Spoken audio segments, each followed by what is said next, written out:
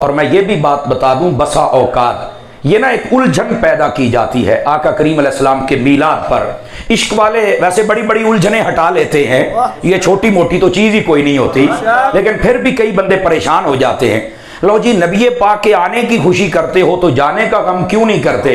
तो यहाँ एक सादा बात कह लेता हूं, मैंने कहा जाने का गम वो कर ले जिसका नबी मर गया है, तो जिनका जिंदा है वो कैसे गम करे? हमें भी समझा देना यार। तवज्जो नहीं फरमाई आप हज़रात ने, फ्रंट सीटों वाले जरा मेरा साथ देंगे।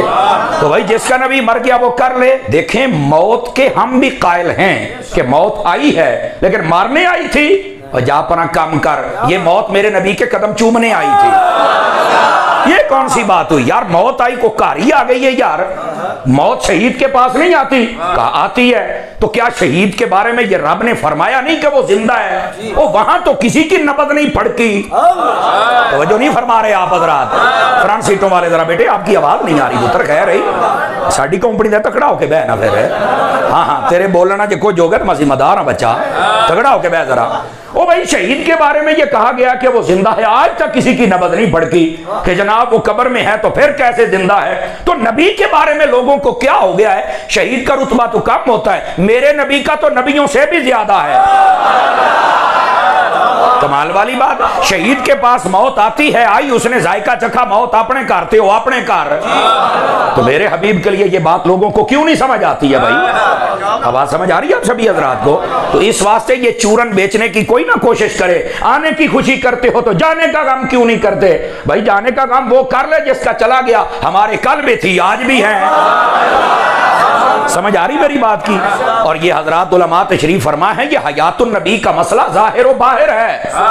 समझ आ रही है? आका करीम सल्लल्लाहु अलैहि वसल्लम को अल्लाह रब्बुल इज्जत ने रौज़ा अक़दस व अनवर में हयात बख्शी है। और वैसे भी मैं आपको फतावा रज़विया से एक हदीस सुनाता हूं। अहले इल्म तो पढ़ते पढ़ाते रहते हैं, लेकिन आप लोगों के लिए शायद ये नई बात होगी। अहले इल्म निकाल के बात कर रहा हूं। सय्यदी आला हज़रत कहते हैं, अल्लाह रब्बुल इज्जत ने अपने प्यारे महबूबे पाक अलैहिस्सलाम को जो फरमाया वही बात हक है और सच है, ऐसा ही है। और जो हुजूर फरमाते हैं वो हमारे लिए सनद है। हाँ बिल्कुल, आका करीम फरमाते हैं इन्नमा खलक़तुम लिल अबद, ये हदीस है। अब इसका तर्जमा सुनिए। फरमाया लोगों तुम्हें हमेशा के लिए पैदा कर दिया गया, ये इसका तर्जमा है। लेकिन अब थोड़ी सी वजाहत हो जाए तो आपको बात मजीद समझ आ जाएगी। हमेशा के लिए इंसान को पैदा कर दिया, इसका क्या मतलब है? शारहीन हदीस यहां पे लिखते हैं, और ये वजाहत सय्यदी आला हज़रत साहब रहमतुल्लाह अलैह के बहुत सारी अक़वाल में मिलती है। फरमाया इंसान जब से पैदा हुआ है ना, ये अपनी जगह बदल रहा है। पॉइंट टू बी नोटेड, सारे हजरात गौर करें मैं क्या कह रहा हूं। इंसान जब से पैदा हुआ है ना, ये अपनी जगह बदल रहा है। लोगों ने ड्रामा बना लिया, वो नहीं मार के मिट्टी हो गया, फलाना हो गया। मैं कहता हूं होनी होनी है। अल्लाह दे बंदे हो, हदीस कुछ और कहती है, तुम कुछ और कहते हो। अल्लाह दा नाम मनो, हजूर दी उम्मत ते मेहरबानी करो, इन्होंने सही दीन दसो। और यहां पर क्या इंसान को पैदा किया हमेशा हमेशा के लिए, ये सिर्फ अपनी जगह बदलता है। अब वो कैसे? फरमा सबसे पहले इंसान को जब पैदा किया तो ये आलम अरवा में था, ये वहां जिंदा था वहां के माहौल के मुताबिक। फिर इसने जगह बदली तो ये आदम अलैहिस्सलाम की पुश्त में आ गया, ये वहां जिंदा था वहां के माहौल के मुताबिक। फिर पुश्त जगह बदली, अपने बाप की पुश्त में आ गया, वहां जिंदा था वहां के माहौल के मुताबिक। फिर जगह बदली, ये मां के पेट में आ गया, वहां जिंदा था वहां के माहौल के मुताबिक।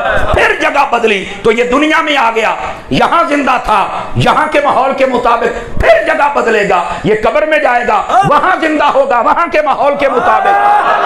अगली बात फिर जगह बदलेगा, ये हशर में आएगा, वहां जिंदा होगा वहां के माहौल के मुताबिक। और फिर अगर हुजूर का सच्चा आशिक हुआ, फिर जगह बदलेगा और जन्नत में जाएगा, वहां जिंदा रहेगा वहां के माहौल के मुताबिक।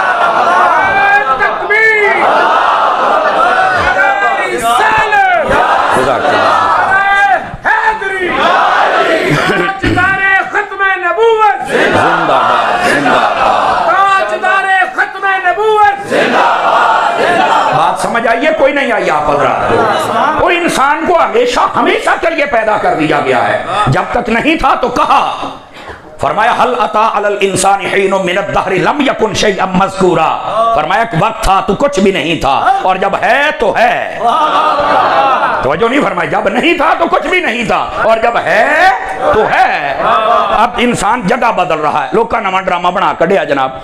मौत को इसलिए तो इंतकाल कहते हैं, और आप पढ़े लिखे हजरात बैठ, इंतकाल का मतलब क्या होता है? Transfer, change.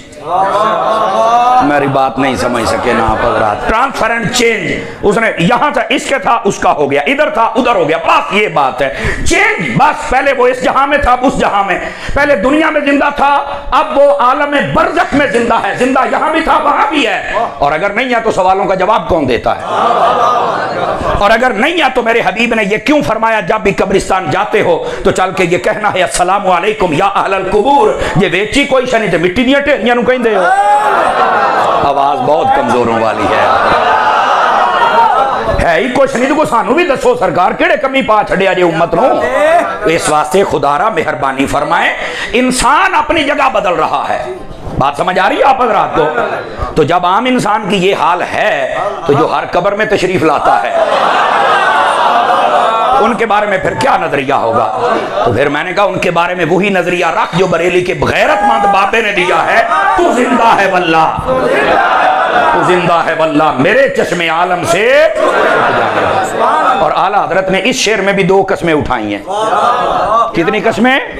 हालांकि पढ़ने पढ़ाने वाले उलमा बैठे हैं, इनसे दुआ लेने के लिए और आपको सबक सुनाने के लिए बताऊं। कसम एक मर्तबा ये एक मौके पर उठाई जा सकती है, एक से जायद मर्तबा मैं अगर कसम उठाऊं ना तो वो लग़्व कहलाएगी।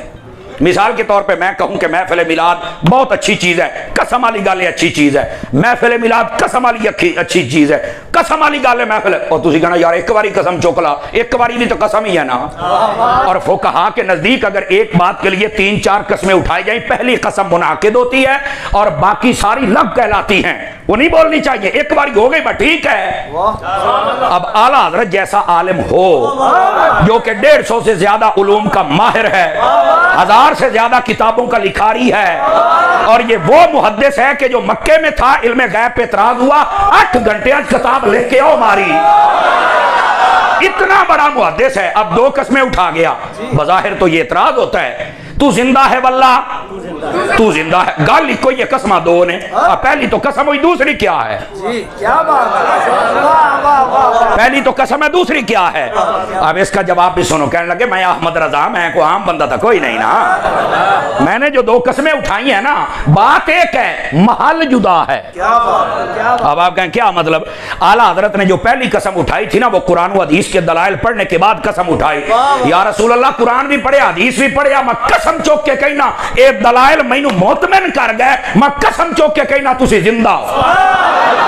पहली कसम जो थी उसका महल कुरान व हदीस के दलाइल हैं, तब कहा आप जिंदा हैं। और दूसरी कसम जब जालियों के सामने बैठे और मुस्तफा ने दीदार करवाया ना, तो फरमाया अखी देखिया तो फिर मैं कसम चुकी बैठा तुसी जिंदा हो।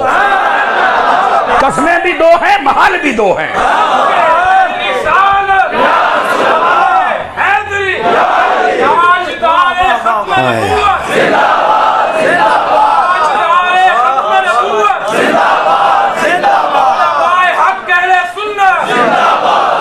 अब आप समझ आइए आप सभी अहबाब को, गिरामी कदर हज़रात, ये अहमद रजा है, समझ आ रही ना? महल भी 2 हैं और कसमें भी 2 हैं। इसलिए मेरे आका करीम सल्लल्लाहु अलैहि वसल्लम की शान में 2 कसमें, तू जिंदा है वल्ला, तू